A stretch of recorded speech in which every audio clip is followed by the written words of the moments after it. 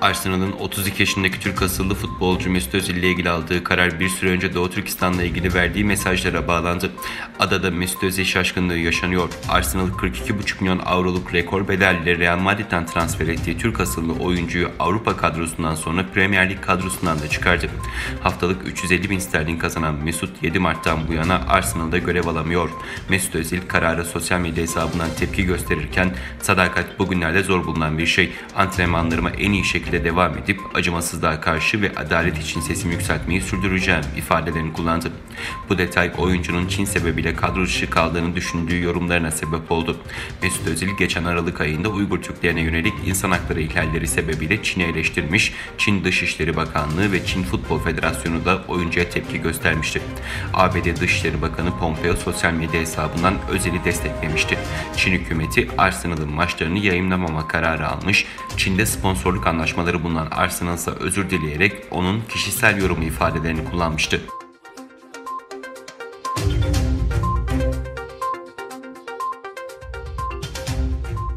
Dünya pamuk tedarikinin sürdürülebilirliğini ve kalitesini sağlamak için kurulmuş Bitter Cotton 21 Ekim'de Çin hükümetinin Doğu Türkistan'daki zorunlu çalıştırma sistemi ve diğer insan hakları sorunları nedeniyle bölgedeki tüm pamuk üreticileriyle ilişkilerini kestiğini söyledi.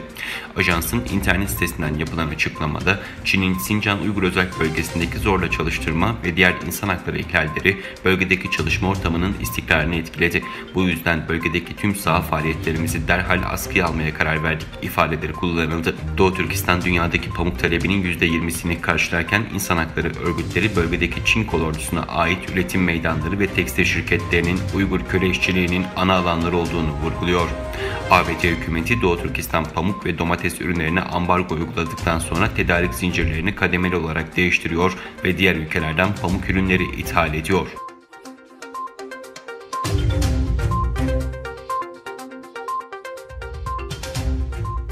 Uluslararası medya kuruluşlarına göre özellikle 2018'den bu yana Çin'in Doğu Türkistan'daki Türk Müslüman halklara yönelik şiddetli baskı politikası Çin'in eğitim merkezleri olarak adlandırdığı toplama kampları konusunu gündeme getirdi. Çin hükümetinin çeşitli baskılarından çıkış yolu arayışıyla komşu Kazakistan'a kaçanların sayısı artmış olsa da son zamanlarda bu tür olaylar azalmaya başladı. Çünkü Kazak hükümeti sığınma hakkını kabul etmediği için Çin'e geri dönme riski taşıyor.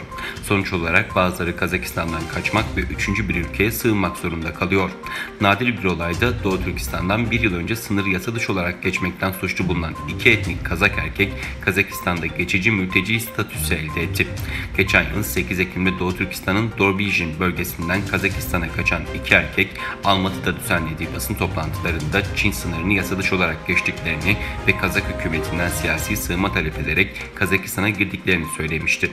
Yakında Kazak medyası bu iki kişi için Kazak hükümeti tarafından sığınma hakkı verildiğini bildirdi.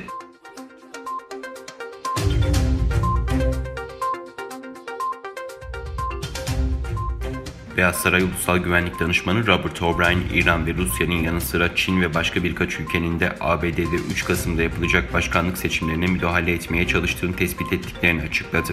O'Brien, Fox televizyonunda katıldığı bir programda Federal Soruşturma Bürosu ve Ulusal İstihbarat Direktörlüğü'nün yaptığı İran ve Çin'in seçimlere müdahale etmeye çalıştığına yönelik açıklamalarını değerlendirdi. Seçimlere müdahale etmeye çalışan ülkelerin sadece İran ve Rusya olmadığını belirten Robert O'Brien, Çin ve şu anda adını açıklayamadığımız başka birkaç ülke daha seçimlere müdahale etmeye çalıştı. Seçimlerimizi korumak adına önemli adımlar atıyoruz ifadesini kullandı. O'Brien, Başkan Trump, Ronald Reagan'dan bu yana Rusya'ya en sert davranan başkan oldu. Rusya'nın Twitter'da ve daha birçok yerde dezenformasyon yaydığını görüyoruz. Çin için de aynısı geçerli görüşünü paylaştı.